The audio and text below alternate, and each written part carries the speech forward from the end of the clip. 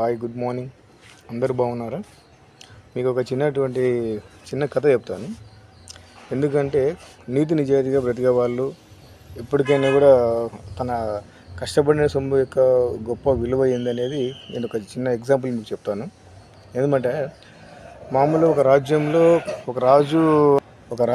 రాజు వేరే ఒక వర్క్ ప్లేస్లో వాళ్ళు కష్టపడి పని చేసుకుంటూ ఉండి తనటువంటి సంపాదనను తీసుకొని దాచుకుంటున్నారు. ఇప్పుడంటే మనకు బీరువాలు అవి ఉన్నాయి కాబట్టి సొమ్ము దాచుకుంటున్నాం. అప్పుడు ఒక చిన్నటువంటి గోడలలోనో లేకుంటే కానీ వేరే ప్లేస్లలోనో తన సొమ్ము దాచుకునే వాళ్ళే.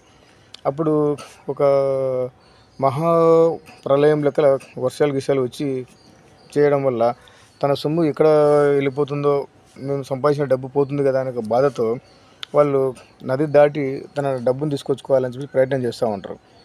అప్పుడు మహారాజు మారువేషంలో రాజ్యం గురించి తెలుసుకుందామని చెప్పేసి వెళ్తూ వాళ్ళని చూస్తాడనమాట.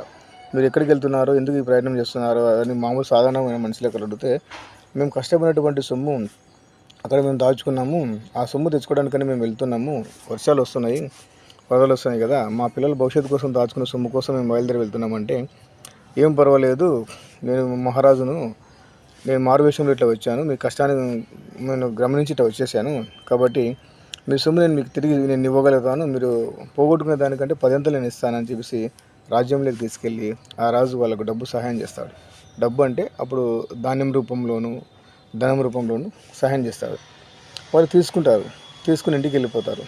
కానీ ఇంటికి వెళ్ళిపోయిన తర్వాత కూడా ఊరికే ఉండరు. తన కష్టపడిన సొమ్ము కదా, మళ్ళీ ఒక 2-3 డేస్ వేస్ట్ చేసి మళ్ళీ వాళ్ళ ప్రయత్నం నది దగ్గరికి వెళ్ళి నది దాటుకుంటూ వెళ్ళి తన సొమ్మును తీసుకోవడానికి వెళ్తారు. రాజు ఇచ్చింది మన పద్ధతిలో చెప్పాలంటే 10,000 రూపాయలు అయితే వాళ్ళ సొమ్ము పోగొట్టుకుంది 500 రూపాయలు. వాళ్ళ దానికంటే 10 అంతలు ఎక్కువనే ఇస్తాడు, ఇంకా ఎక్కువ ఇస్తాడు. కానీ మళ్ళీ తన సొమ్ము కోసం వాళ్ళు ప్రయత్నం చేస్తూనే ఉంటారు. అప్పుడు రాజు మళ్ళీ వెళ్ళి చూస్తాడు.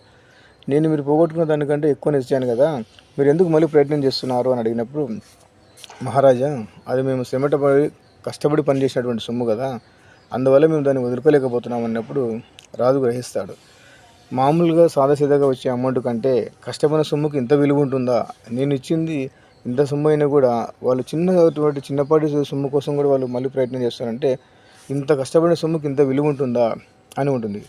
కాబట్టి సహాయం చేయడమైనా కష్టపడే డబ్బుకి మాత్రమే విలువ ఉంటుంది, జీవితంలో అది నిలబడగలుగుతుందని ఈ చిన్న సందేహం మీకు తెలియపరుస్తున్నాను.